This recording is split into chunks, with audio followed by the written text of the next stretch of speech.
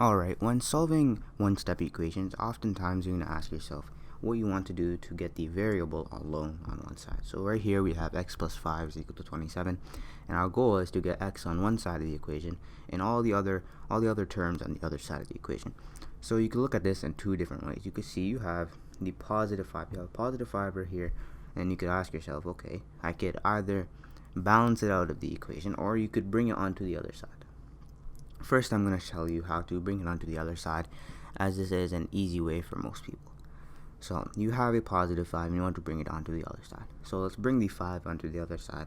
But now that it is on the other side of the equation, you switch the sign to the opposite. So the opposite of a addition sign will give you a subtraction. So now instead of it being a positive 5, now it's a minus 5. So you can solve it that way, and then it's going to give you x is equal to 27 minus 5. Another way you could solve it, let me move a little down. You have x plus 5 is equal to 27. Another way you could solve it is you could subtract 5 from both sides of the equation. So you subtract 5 from one side and subtract 5 from the other side. So the reason why you subtract is because if you subtract the 5 from the left-hand side of the equation, the 5 cancels out. So now you only have x alone. And now you have 27 minus 5, which is what we had from before. Right here we had 27 minus 5, and down here we have 27 minus 5. So right here we do 27 minus 5, and we're gonna get 22. And right here we have the same thing. So 27 minus 5, we're gonna get 22 also. The reason why you can't just subtract negative 5 from one side. Say you didn't subtract negative 5 here, you would only get x is equal to 27. It is basically as if you just got rid of the 5 and just got rid of it like that. You didn't change the answer at all. Alright, so that was an addition question. Now let's move on to a subtraction question. Alright, let's say we have this question, y minus 4 is equal to a. So we have the variable that we're trying to isolate, which is y. We have y right here, and we want y alone. So in order to get y alone, we can simply take negative 4 and bring it onto the other side. And once it is negative 4 onto the other side, it switches signs. So now it's no longer negative, it's a positive now. So you have 8 plus 4 on one side, which is going to give you 12. Or you could use the other way, which is eliminating the negative 4. So you could add 4 to both sides, as you want to use the opposite sign, add 4 to both sides. So on the left hand side, it is y minus 4 plus 4. Minus 4 plus 4, that cancels out. So you're simply going to get y is equal to 8 plus 4, which is going to give you 12. So that is a subtraction question. You simply have to add the necessary amount of numbers on one side of the equation to cancel the number out. As you can see right here, we added positive 4 to cancel out the negative 4, and then now we have y alone.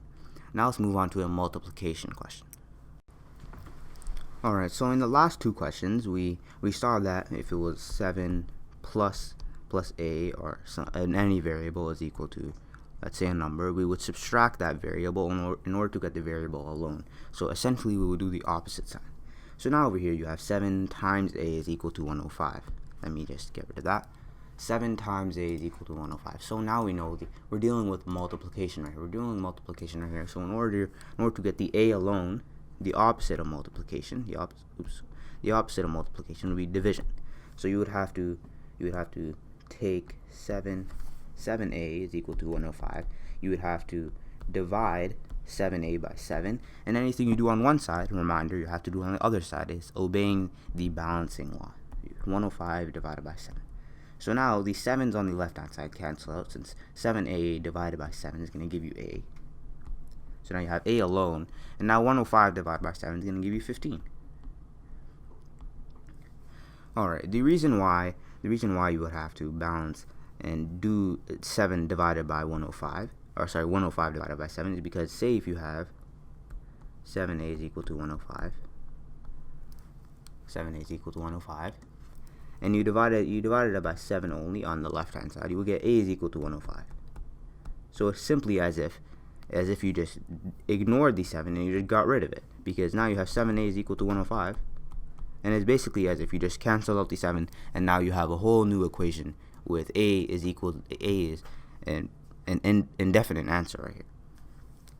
Alright, these are how I went through some one-step equations. Something you should know before something you should take from this video is that anytime you have an equation, let's use an example of addition question. You have x plus 11 is equal to 30. In order to get the variable alone, you would have to subtract the necessary amount of units from one side and subtract them from the other side also, or you would have to add them, multiply them, or divide them, whichever type of arithmetic you are working with. Say if you're working with addition, you would have to subtract. If you're working with subtraction, you would have to add. If you're working with multiplication, you would have to divide. And if you're working with division, you would have to multiply. So it's essentially the opposite. So now you have x minus 11 is equal to, x plus 11 minus 11 is equal to 30 minus 11.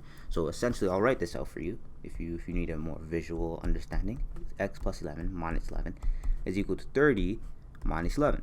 So right here you have x plus 11 minus 11. So there's no need to do that, because plus 11, someone gives you $11 and they take it right away from you, you have 0.